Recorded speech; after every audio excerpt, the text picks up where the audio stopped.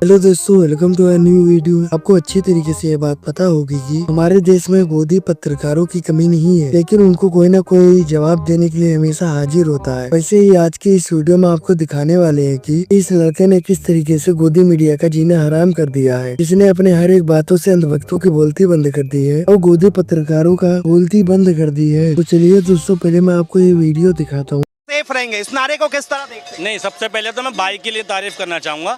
भाई ने Kashmir files movie बहुत अच्छे से देखी है और इसके बाद केरला स्टोरी भी बहुत अच्छे से देखी है। हम उस दौर में जी रहे हैं जब ड्रामे को देख के हमारी आंखों में आंसू आ जाते हैं और वास्तविकता को देखकर हम कहते हैं ड्रामा चल रहा है। हम उस दौर में जी रहे हैं। आज की बेरोजगारी इस वक्त इस व्यक्ति को नहीं दिख रही। आज लॉकडाउन में लोग लाखों लाख लोग पैदल चल गया, वो नहीं दिखा। आज कोरोना में कितने लोग मर गए, वेंटिलेशन में ऑक्सीजन बेड नहीं मिला, ये इनको नहीं दिखा। मोदी जी ने महामारी के टाइम पे गरीब लोगों के लिए ट्रेन नहीं चलाई, लेकिन पटरियों पर चलते हुए लोग ट्रेन से कुचले गए नहीं, वो नहीं दिखा। इसे मौजूद भारत की पीड़ा नहीं दिखती। जिस भारत में ये मौजूद नहीं थे, 90 के टाइम पर ये बालक रहे होंगे, अगर होंगे तो, या पैदा भी ना हुए हों, ये हो सकता है। इन्हें उससे पहले की घटना बताया जिन्हें जो लाइफ इन्होंने जी नहीं है, लेकिन वर्तमान की स्थिति को देख के रो नहीं रहे हैं, या उस स्थिति को देख कर रो रहे हैं जो इनके सामने घटी नहीं है। तो ये बड़ी दुखदाई बात है।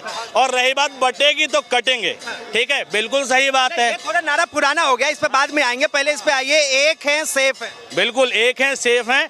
हिंदू मुस्लिम सिख ईसाई आपस में हम भाई भाई, नारा था ये। लेकिन प्रॉब्लम शब्दों से नहीं है, प्रॉब्लम लोगों की विचारधारा से है। भाई मोदी जी इस नारे को, नारा शब्द तो ठीक है, लेकिन वो कहते हैं मुंह में राम बगल में दिल में नाथुराम। मोदी जी उस विचारधारा से आते हैं। एक हैं तो सेफ हैं के पीछे सारे भारत को एक करने की बात मोदी जी नहीं कर रहे हैं। मोदी जी जो बात कर रहे हैं वो समुदाय विशेष की बात कर रहे हैं। मोदी जी जो बात कर रहे हैं देश में बहुसंख्यक लोगों की बात कर रहे हैं। मोदी जी जो बात कर रहे हैं देश में बहुसंख्यकवाद की बात कर रहे हैं, और उसमें भी अपर कास्ट की बात कर रहे हैं कि भैया बटो मत। मैं कह रहा हूँ मोदी जी ने ये क्यों नहीं कहा कि हिंदू मुस्लिम सिख ईसाई आपस में हम भाई भाई, क्यों नहीं कहा? बहराइच जैसा दंगा हो गया, हमारे देश का प्रधानमंत्री किसी के जन्मदिन पर ट्वीट कर देता है वे जन्मदिन मुबारक हो, लेकिन बहराइच जैसा दंगा हो गया, ट्वीट नहीं आता कि देश में बहराइच के लोग हिंदू मुसलमान ना करें, हम भाईचारा कायम रखें, हम आपसी इस देश के नागरिक हैं और सबसे पहले इस देश के नागरिक हैं, भाई भाईचारा को कायम रखें, कोई आपस में भेदभाव ना करे। मोदी जी, योगी जी ऐसी कोई अपील नहीं करते हैं। मोदी जी झारखंड में भाषण देते वक्त उन्होंने साफ तौर पे कहा था कि आखिर कैसे आपने देखा होगा कि हिंदू आस्था पर ये लोग चोट पहुंचाते हैं, कैसे ये आपकी बेटियों को लेके चले जाते हैं, कैसे आपकी ये रोटी छीन लेते हैं। मैं 2014 के मोदी जी को देख रहा हूँ। जिस व्यक्ति ने कहा था बहुत हुई महंगाई की मार, अब की बार मोदी सरकार। जिस व्यक्ति ने कहा था भाई बेरोजगारी की मार, अब की बार मोदी सरकार। जिस व्यक्ति ने कहा था मेक इन इंडिया बनाएंगे, जिस व्यक्ति ने कहा था 100 स्मार्ट सिटी बनाएंगे, जिस व्यक्ति ने कहा था घर घर शौचालय पहुंचाएंगे, जिस व्यक्ति ने कहा था घर घर सिलेंडर पहुंचाएंगे, जिस व्यक्ति ने कहा था कि देश में भैया जो जीडीपी है उसको तीसरे नंबर पे पहुंचाएंगे, जिसने कहा था भाई देश में जो है भाई बेरोजगारी को बिल्कुल जड़ से खत्म कर देंगे, हर साल जो है 2 करोड़ रोजगार देंगे। आज मोदी जी के इतने काम के बावजूद देश के प्रधानमंत्री की इतनी हैसियत नहीं है जो ये कह सके कि मैंने काम किया है तो वोट दो। दिल्ली में 70 विधानसभा 70 सीटों का एक मुख्यमंत्री है जिसका क्राइटेरिया भी बहुत लिमिटेड है। स्कूल हॉस्पिटल जैसा काम वो करता है, ठीक है, बिजली पानी जैसी सुविधा बस उसके अंडर है, पुलिस उसके अधीन नहीं है। उसके बावजूद उस मुख्यमंत्री की इतनी हैसियत है जो छाती ठोक के कहता है कि अगर मैंने काम किया हो तो वोट दो और काम नहीं किया हो तो वो वोट मत दो। लेकिन देश का प्रधानमंत्री जो देश का सुप्रीम लीडर है, सारी पावर उसके हाथ में, सारी सत्ता उसके हाथ में, पुलिस उसके हाथ में, मिलिट्री उसके हाथ में, ईडी उसके हाथ में, सीबीआई उसके हाथ में, मीडिया उसके हाथ में, ठीक है, और विपक्ष के कई नेता भी बीजेपी में, ठीक है, भ्रष्टाचारी नेता भी। इसके बावजूद नरेंद्र मोदी की हैसियत और औकात इतनी नहीं है कि वो कहता है कि मैंने काम किया हो तो वोट दो। थोड़ा सा शब्दों का प्रयोग सही कीजिए। ठीक है, नरेंद्र मोदी ये तक नहीं कह पा रहे कि भाई मैंने काम किया हो तो वोट दो। क्यों करना पड़ रहा है देश के प्रधानमंत्री को हिंदू मुसलमान? एक सवाल आपने बहुत अच्छी बात कही, प्रधानमंत्री ने काम नहीं किया, तो आखिर तीसरी बार बीजेपी एनडीए की सरकार इस देश के लोगों ने क्यों बनाई? अंग्रेजों ने भारत पे 200 साल राज किया था, पता है आपको? भारत पर राज करना और भारतीयों के दिलों पर राज करने में फर्क होता है, ठीक है। जबरन सत्ता तो कहीं बना ली जाती है।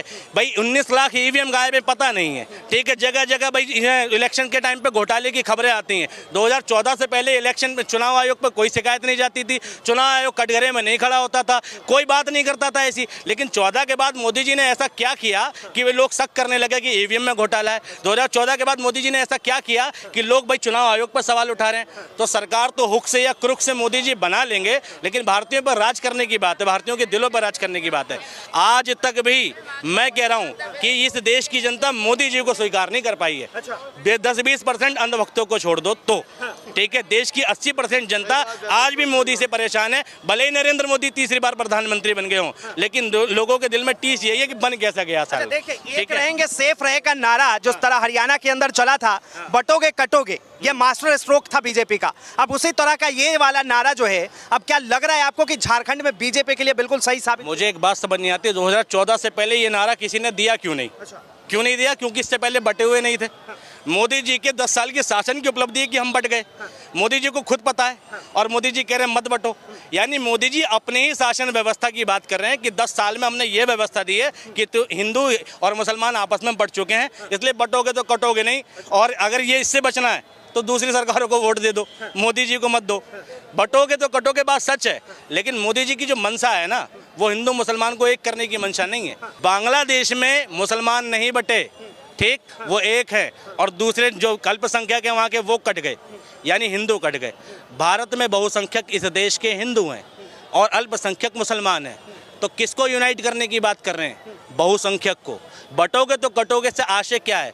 तुम बांग्लादेश देना चाहते हो भारत को, तुम बांग्लादेश देश में दंगा देना चाहते हो, तुम देश में रिजाइन सरकार देना चाहते हो, यही तो मंशा है। अगर तुम्हारी मंशा गलत नहीं है तो तुम एक तिरंगे के नीचे क्यों नहीं लाते इस देश के लोगों को?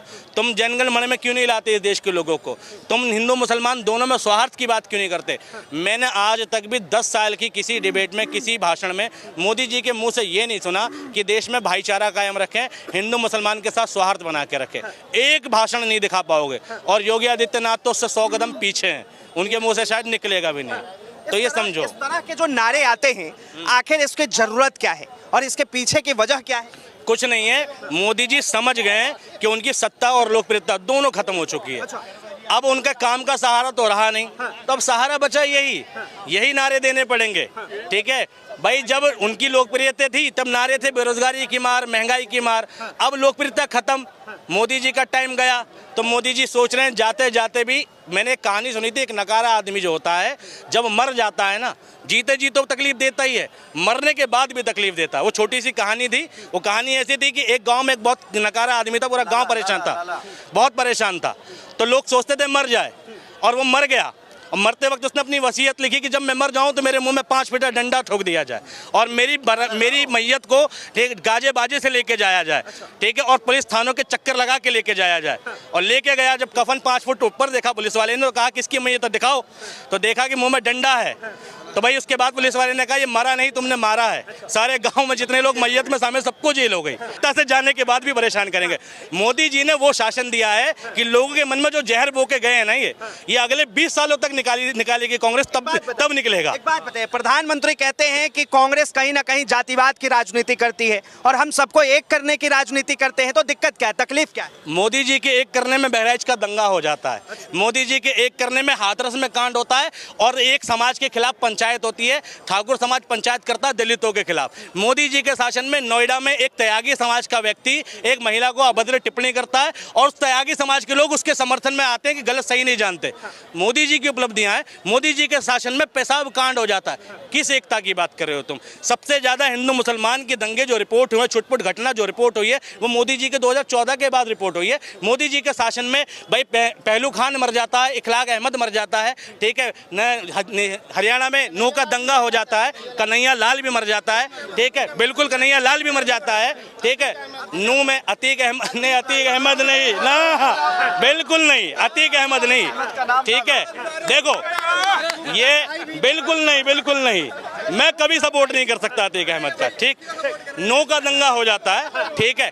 मोदी जी की व्यवस्था इतनी जानदार व्यवस्था है कि इतने दंगे हो जाते हैं। भाई मोदी जी अगर वास्तव में इस देश में व्यवस्था ठीक दे रहे हैं, हिंदू मुसलमान की व्यवस्था को ठीक कर रहे हैं, क्यों रिपोर्ट हो रही है हिंदू मुसलमान की घटना चटपट जगह रोजाना वीडियो है हिंदू मुसलमान का स्वार्थ बिगड़ने की। कोई किसी के धर्म को गाली दे रहा, कोई किसी के धर्म को दे रहा। 14 से पहले तो नहीं था ये सब। कोई कहीं पोस्टरबाजी कर रहा है, कोई कहीं पोस्टरबाजी कर रहा है। 14 से पहले तो नहीं था। यति नरसिम्हानंद जैसे लोग, ठीक है, मंदिर के मठाधीश बने बैठे हैं, वो एपीजे अब्दुल कलाम तक को आतंकवादी कह देते हैं। 2014 से पहले तो नहीं था ये सब। मोदी जी की उपलब्धियां है ना कि देश में। तो दोस्तों आज के लिए बस इतना ही। वीडियो पसंद आई हो तो वीडियो को लाइक करके चैनल को सब्सक्राइब कर दो। मिलते हैं फिर किसी वीडियो में।